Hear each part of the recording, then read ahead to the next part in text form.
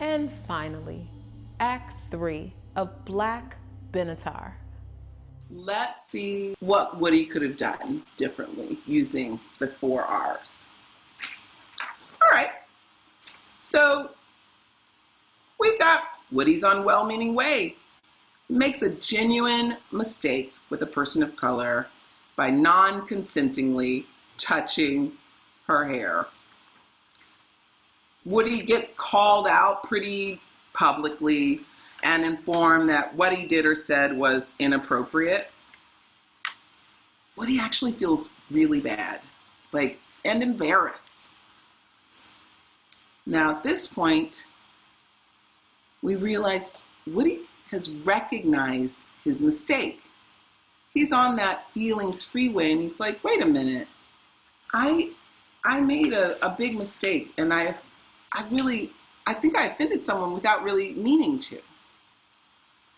Well, so he slides down the feelings freeway, he recognizes his actions, and then Woody takes some time, right? Sitting down there in shame falls, takes some time and reflects on how might Christy be feeling, Okay, so he's thinking, wow, Christy might have been feeling like, oh, animal in a cage, is she my pet? She's not my pet, why did I do that? So now what he's thinking, now Woody's got the insight going, is reflecting, is finding where there are nuances and areas for Woody to learn. And Woody is like, give me my iPad. I'm about to do some Googling because I need to do some research. Woody's on Amazon. Woody's getting books. Woody even Googled, what does black hair feel like? Because basically that was what he wanted to know. Woody's feeling empowered because he's learning things. Oh, is that what it feels like? And is that why Christy might have felt that way?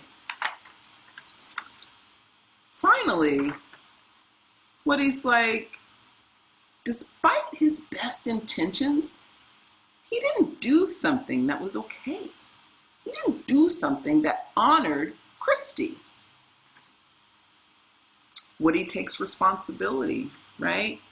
He reaches out to Christy to repair the damage. He wants to make a respectful apology. He wants Christy to know that he didn't mean it, and he's learned so much. But Christy's already gone to Delusional Gardens and is not really ready to receive Woody's response. So instead, Woody encourages all of the folks who are interviewing for the toy box to be more culturally sensitive and offers to share his experience so that no one else who comes to interview for the toy box will have that same experience that Christy did. Maybe one day Woody will meet Christy and you'll be able to give that apology.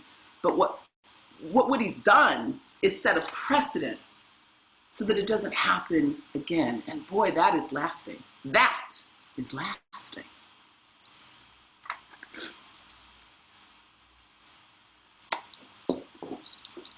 We gotta turn our shame into self-discovery.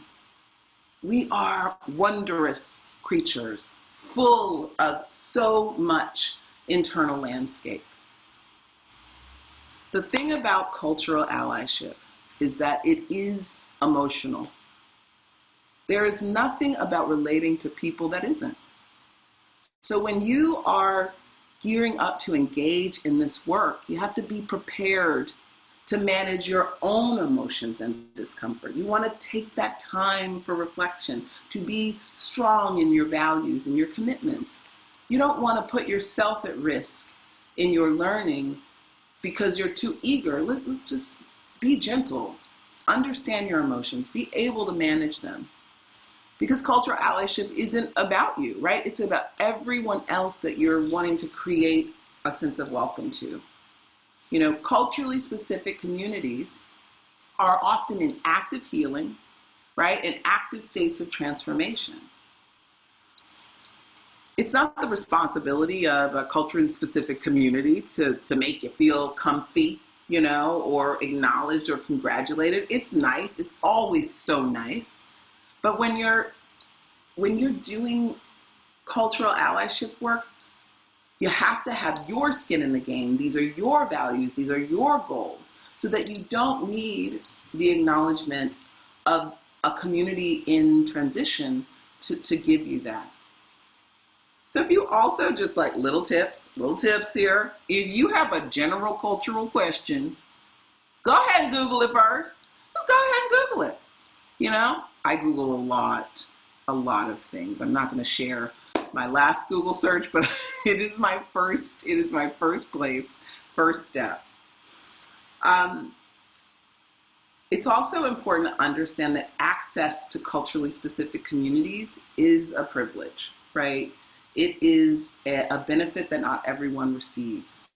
So respecting cultural space and boundaries is really important. So being able to go in with a open and observant mind, so that you can really pay attention to what the room is telling you. Read the room.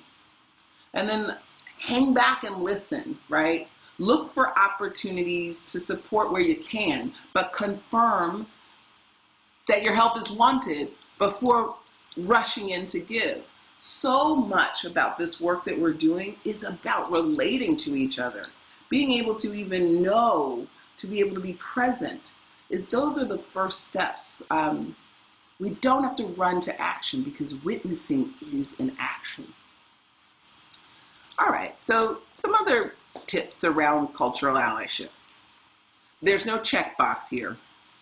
Cultural allyship is a forever process. You listen, you learn, you build relationships, you build trust, and you do it consistently, and you allow yourself to be accountable to it, right? Also, cultural allyship is a responsibility. So you're going to mess up, right? But make it easy on yourself. Take responsibility for the mistakes and learn from them, right?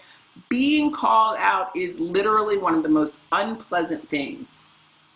But what doesn't kill you makes you stronger, okay? And allyship understands that sometimes you will, because it is not your natural place, it is not something where you have natural understanding, that you'll mess up, and that someone may receive you outside of the way you were intending to be received. So you understand that, you move past it, and you use your guilt to create reparative action within yourself, right? And finally, cultural allyship is not an identity, right? When someone says, I'm an ally. And we all make mistakes, because, honey, I make it all the time, and everyone loves to tell me, allyship is not an identity. It's not. But you know what is an identity characteristic? Someone who works in allyship. And that is who I am. I am someone with a strong intention to work in allyship. So when you do get that title, when someone does recognize your efforts and calls you an ally, you can really hold on to that. It doesn't mean that you get to call yourself an ally in perpetuity forever, but boy, it gives you quite the charge when someone deems you as worthy enough to bestow that title on you. And then I think finally, action, right? To be an ally, to act in allyship, it requires actions, right? It must be paired with that engaged learning, and then the behavior and actions. What are you going to do? What small thing can you do?